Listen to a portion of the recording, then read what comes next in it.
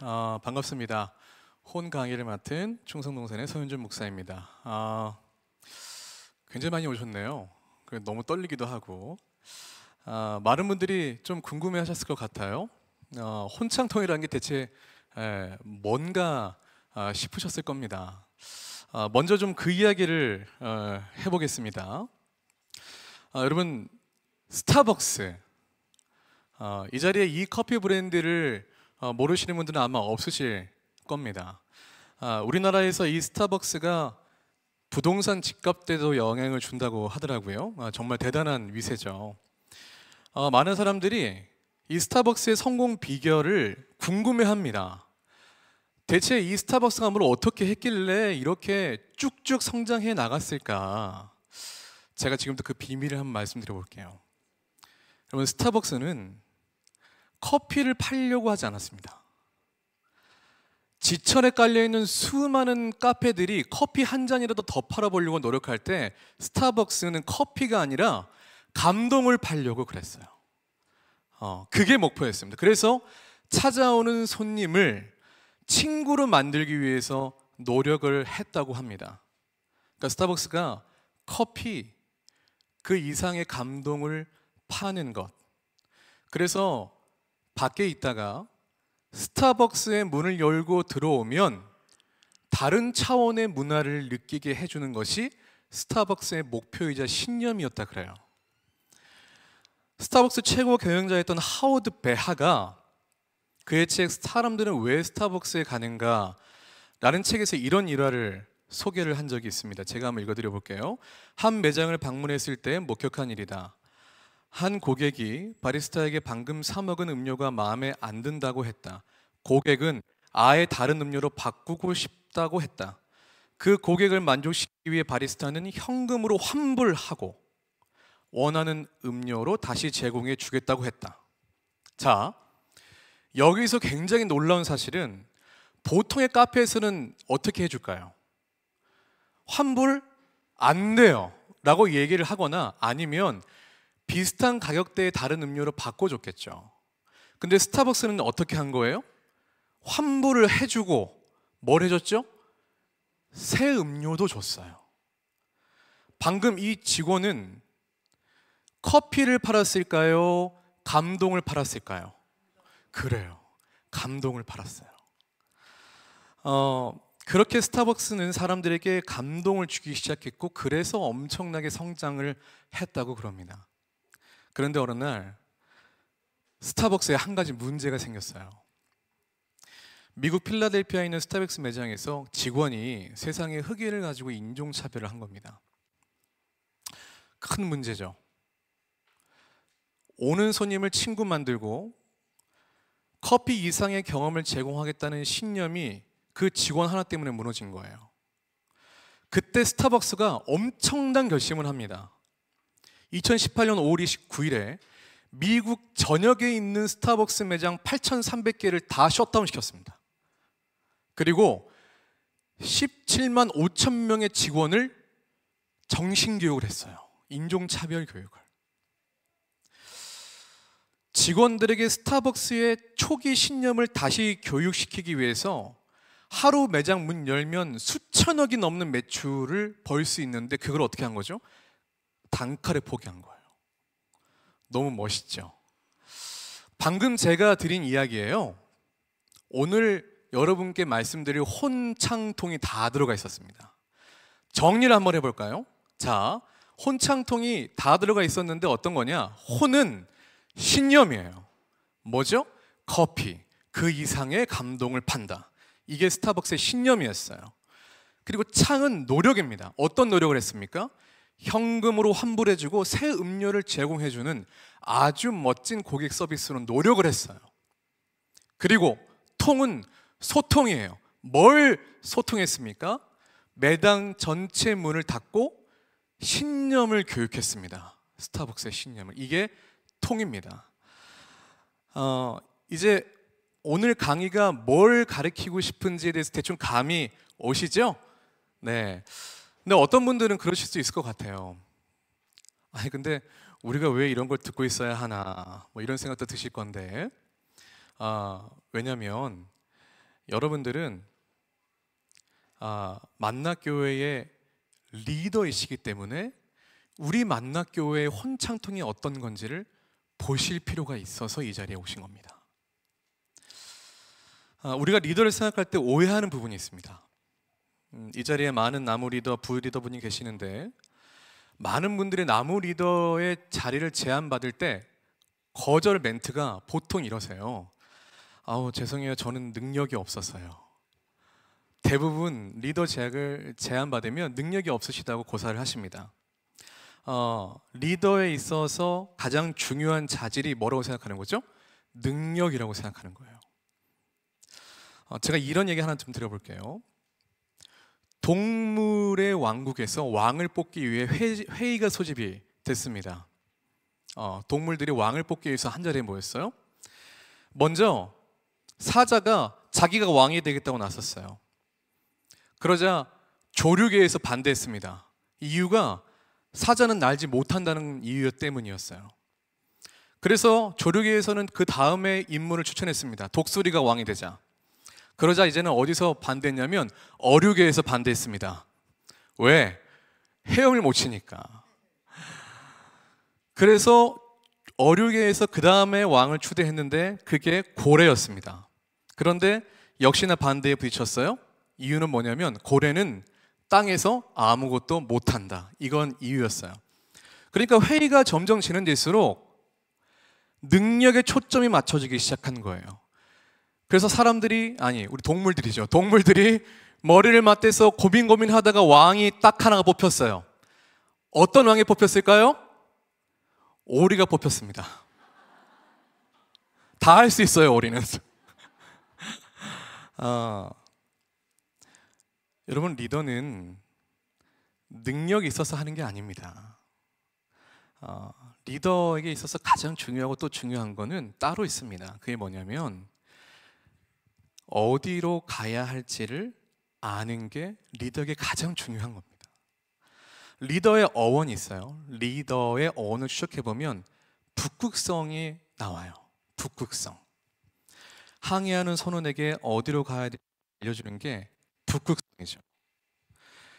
그래서 리더가 우리들의 맨 앞에 서는 이유가요, 군림하려고 맨 앞에 서는 게 아니라 뭐 하려고 앞에 서는 거죠? 길을 안내하려고 맨 앞에 서는 거예요. 이게 리더입니다. 길만 알면 아무리 능력이 없어도 수백, 수천 명을 이끌 수가 있습니다. 왜요?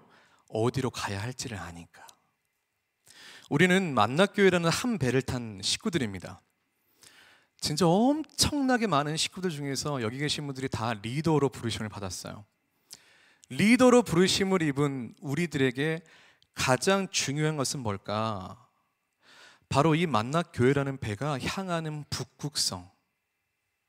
우리 교회가 어디로 가는 거지? 언제나 그 자리에 변치 않고 만나교회를 이끌어가는 저 북극성과 같은 목표, 혼. 그 혼이 무엇인지를 정확하게 알고 손으로 가리킬 줄 아는 게 이 자리에 계신 분들이 반드시 해야 될 일입니다. 그렇다면 저 북극성과 같은 만나교회의 혼이 있을까? 네, 있습니다. 그것이 바로 선교적 교회입니다. 한 번씩 다 들어보셨죠? 네, 대답 좀 해주세요. 한 번씩 들어보셨죠? 네, 선교적 교회예요.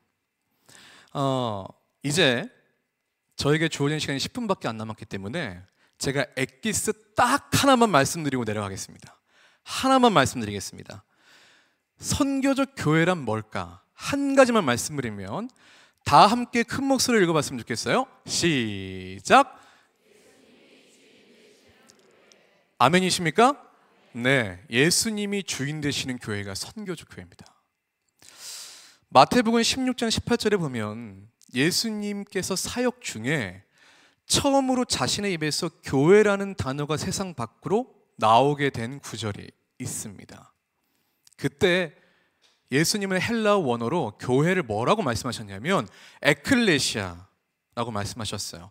이 단어의 사전적 의미가 이런 거예요.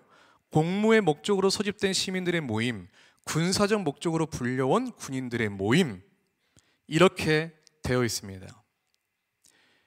이 문장의 핵심이 뭐냐면 목적을 위해서 모인다는 겁니다. 다시 말씀드릴게요.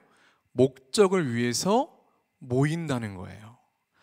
목적을 위해 모이는 거는 정답입니다. 그게 맞습니다. 그런데 순서가 뒤바뀌어서 모이는 게 목적이 되는 거는 안 됩니다. 교회는 예수 그리스도가 목적이 돼서 모이는 공동체입니다. 그게 맞아요. 그런데 만일 주객 전도가 돼서 순서가 뒤바뀌면, 예를 들어 교회에 사람들이 많이 모이고 힘이 강해지고 자기들을 위해서 예수님을 파는 일이 생긴다면 어떻게 될까? 실제로 예전에 이런 일이 있었던 적이 있습니다. 313년에 밀라노 칙령이라는 일이 있었습니다. 기독교가 국교로 고인이 된 거예요. 그 전까지는 기독교가 얼마나 고생했는지 모릅니다. 핍박받고 천대받고, 그래서 동굴에 숨어서 예배드리고 볼품없는 가정집에서 숨어서 예배하고 냄새나는 지하철구에 모여서 사역을 하고, 그랬던 기독교가 국교로 승격이 되는 역사적인 순간을 만난 거예요. 그래서 이제는 그런 데서 안 모여도 돼요. 왕이 친히 건축해주고 화려한 장식 달아주고 복장도 멋있는 거 갖춰있고 예술 작품은 비싼 거 다 갖다 놓는 게 교회가 됐고, 점점 교회가 건물이 되어가기 시작했습니다. 그리고 그 건물을 바실리카라고 부르기 시작했고요. 나중에 이게 독일로 넘어가서는 키르케, 영어로는 처치가 됐어요. 건물의 처치. 그러니까 간단히 말씀드리면 예수님이 목적되어서 예수님이 하고자 하는 사명 때문에 모였던 공동체가 건물에 모이는 것이 목적이 되어버린 교회로 바뀌어버린 거예요. 이게 언뜻 보면 말장난 같지만 정말 심각한 문제입니다. 교회의 주인이 구세주 예수 그리스도에서 건물주가 주인이 되는 일이 발생한 거죠. 교회에 모이는 사람이 주인이 되어버린 거예요. 이 자리엔 분명히 건물주도 계실 겁니다. 혹시 여기 건물주 계시면 오른쪽 발가락 한번 들어보시겠어요? 부럽습니다. 솔직히 말해서 건물주의 소망이 뭐죠? 재산 증식일 거예요. 더 내 재산이 커지고 많아지고 풍부해지기를 건물주는 원할 겁니다. 이처럼 건물주가 교회의 주인이 되면 소위 3B 현상이 일어나게 됩니다. Building, Bodies, Budget. 얼마나 큰 건물을 가졌는지가 중요해지고, 얼마나 많은 사람이 모였는지가 중요해지고, 얼마나 재정이 풍부한지가 중요해지게 되는 거예요. 담임 목사님의 저서였던 치열한 도전에 보면 이런 말이 있어요. 부르심을 받는다는 것이 세상적인 권력이나 물질이 아니라고 말하면서도 부르심의 소명을 세상의 수치로 증명하려고 한다. 참 부끄러운 고백인데, 저도 제가 아는 지인에게 제가 만나교회 부목사라는 걸 자랑하고 싶을 때가 있습니다. 근데 제가 뭘로 자랑할까요? 제가 뭘로 자랑하냐면, 야, 우리 교회 얼마나 큰 줄 알아? 우리 교회 진짜 커. 그리고 우리 교회 사람들 얼마나 많이 오는 줄 알아? 변화산 새벽교대 한번 와봐. 앉을 데가 없어. 그리고 우리 교회 1년 예상이 이 정도야. 이 정도나 많이 돈이 모여. 그러니까 제가 만나교회의 부목사라는 자부심의 근거가 저 3B, 저기에 가 있는 제 모습을 발견할 때가 참 많이 있어요. 자부심을 느끼는 거 참 좋은 일입니다. 내가 다니는 교회에 자부심 느끼면 그게 얼마나 행복한 일입니까? 그런데 제 마음속을 잘 생각해 보니까 이 자부심이 지나쳐지니까 뭘로 발전하기 시작하냐면 제 안에 자만심이 싹 트는 거예요. 자만해지더라고요. 자부심이 자만심으로 가요. 자부심이 자만심으로 이어진 아주 좋은 예가 있어요. 여러분 이분 다 아실 거예요. 건축가 유현준 씨. 저는 서현준입니다.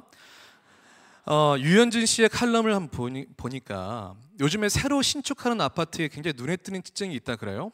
그게 뭐냐니까 담벼락이 엄청 높대요. 담벼락이. 단지 내와 단지 밖을 구분하는 그 담벼락이 점점 커지고 웅장해지는 거죠. 이게 입주민들의 자부심이에요. 우리 아파트의 자부심. 그래서 많은 재정을 들여서 아파트에 입주했고 그 투자한 재정에 걸맞게 입주민들만 누릴 수 있는 뭘 만드냐면 아파트 단지 내에 우리들만의 세상을 만들기 시작합니다. 그래서 요즘에 아파트가 뭘로 많이 홍보하냐면 여러분 우리 아파트 입주민이 되시면 어떤 걸 누릴 수 있는지 아십니까? 이런 좋은 거 식사, 영화, 카페, 운동, 취미, 수업, 편의점, 스파랜드 다 입주민만 되시면 우리 아파트에서 다 누릴 수 있습니다. 이게 아파트의 주요한 홍보 전략 중에 하나가 됐습니다. 내부자들을 위한 파라다이스를 만들어 놓고 즐기는 거예요. 우리들끼리만. 그런데 생각해 보십시다. 반면 내부자에겐 파라다이스지만 그런 아파트일수록 밖에 있는 사람한테는 어떻게 대할까요? 냉정해요. 택배 기사분도 잘 못 들어가요. 배달도 쉽지 않아요. 무슨 대통령궁 들어가는 것 같아요. 한번 들어가려면. 오늘날 우리 교회가 가지고 있는 가장 큰 문제 중에 하나가 선미의식이라 그래요. 이를 다른 표현으로 좁은 우리 신드롬이라고 표현하는데 흔히 우리 교회, 우리 교인이라는 표현으로 표출이 되죠. 꼭 나쁜 것만은 아니죠. 이런 의식은 우리들끼리 소속감도 다져주고 자부심도 고쳐주니까 좋은 역할을 하기도 합니다. 하지만 이게 점점 과해지면 자만심으로 넘어가고 이 현상이 우리들만의 리그를 만들어내기 시작합니다. 우리라는 범주가 저 밖의 외부인들까지 가야 되는데 점점 좁아지는 거예요. 우리끼리. 그렇게 시간이 지나면 교회의 주인이 예수님이 아니라 교회의 주인이 누구로 바뀌기 시작하냐면 우리가 주인 되는 거예요. 우리가 결정하는 거예요. 예수님이 교회의 주인이 아니라 사람이 주인 노릇하는 교회의 특징이 있습니다. 사람이 주인 노릇하는 교회는 일 진짜 열심히 합니다. 그런데 예수님이 주인인 교회는 사랑합니다. 여러분 일 잘한다는 얘기를 언제 우리가 들을까요? 효율적으로 일을 하면 일 잘한다는 얘기 듣습니다. 적게 투자한 만큼 많이 거두면 일 잘하는 겁니다. 효율성 있게 일해야죠. 그런데 사랑은 굉장히 효율적이지 않습니다. 너무 효율적이지 않아요. 모든 걸 쏟아붓는데 하나 거둘까 말까 할 때가 참 많이 있습니다. 사랑하면. 우리 마태복음 18장 12절에 굉장히 은혜스러운 구절이죠. 우리 다 함께 좀 읽어보겠습니다. 시작. 너희 생각에는 어떠하냐? 만일 어떤 사람이 양 100마리가 있는데 그 중에 하나가 길을 잃었으면 그 99마리를 산에 두고 가서 길 잃은 양을 찾지 않겠느냐. 우리 이 말씀 너무나 은혜 많이 받는 말씀이잖아요. 잃은 양 한 마리를 위해서 99마리의 양을 두고 온 산을 찾아 헤매시는 아버지의 사랑을 정말 느낄 수 있는 그런 은혜스러운 구절이죠. 그런데 제가 감히 여쭤보겠습니다. 이게 효율적입니까? 이게 일을 잘하는 건가요? 일 잘하는 사람의 입장에서는요, 고작 한 마리 때문에 99마리 방치해서 나가는 건 진짜 바보 같은 짓입니다. 게다가 그 한 마리를 찾을 수 있는 보장도 없어요. 그깟 한 마리 때문에 혹시 방치한 99마리가 어떻게 될 줄 알고 그래요. 이건 너무나 비효율적인 일입니다. 근데 참 이상하죠. 여기 계시는 우리 모두는 한때 다 저 길 잃은 양 한 마리였던 시절들이 다 있으셨습니다. 우린 다 양 한 마리였던 시절들이 있었습니다. 그런데 지금은 어떻게 됐죠? 우리가 다 99마리 중에 한 마리가 됐습니다. 그래서일까요? 교회에서 사역을 펼쳐나갈 때, 교회에서 일을 할 때 밖에 있는 저 한 마리 때문에 이렇게 많이 모여있는 99마리를 놔두고 밖에 관심을 두고 일하시는 예수님이 이제는 달갑지가 않은 거예요. 사람이 주인인 교회는 예수님의 마음을 쫓지 않습니다. 언제나 99마리를 위해서 결정할 뿐이죠. 예수운동의 아버지로 알려진 갈보리 교회 척 스미스 목사님의 새 카펫 이야기가 있었습니다. 1970년대 초에 이 목사님은 아무도 거들떠 보지 않았던 히피들과 마약 중독자들을 전도하고 돌봤던 사람이었어요. 이게 유명해져서 예수운동으로 발전했고 순식간에 미국 전역을 사로잡는 뜨는 교회가 됐습니다. 그렇게 해서 많이 부흥했어요. 사람들도 많아졌고요, 돈도 많이 생겼고 교회에 힘도 생겼습니다. 그래서 성전도 새로 건축했습니다. 새 성전 건축할 때 뭐도 같이 설치했냐면 깔끔한 새 카펫도 깔았습니다. 새 성전과 새 카펫, 보기만 해도 얼마나 깔끔하고 보기 좋겠습니까? 그런데 문제가 생기기 시작했어요. 새 카펫을 깔았는데 그 새로운 카펫 위에 히피들이 더럽고 씻지 않는 발로 밟고 돌아다니기 시작했습니다. 교회의 중직자들이 화가 났어요. 아우, 더럽게 왜 저러지? 그래서 척 스미스 목사님께 찾아가서 항의했습니다. 그러자 그 말을 들은 척 스미스 목사님의 명대사가 있죠. 만일 새 카펫 때문에 이 젊은이들이 들어올 수 없다면 그 카펫 당장 없애자. 통상적인 교회였으면 히피들보단 이미 부흥으로 성전을 가득 메운 기종 성도들을 위해서 새 카펫을 선택했을 거예요. 히피보다는. 그런데 선교적 교회는 주님의 마음을 선택하는 교회입니다. 교회는 예수님을 사랑하는 자들로 가득 차 있다. 그러나 그들은 정작 예수님이 사랑하시는 대상은 사랑하지 않는다. 담장 안에 있는 교회는 누군가를 세상에 보내려고 하지만 정작 자신은 세상에 나가려고 하지 않는다.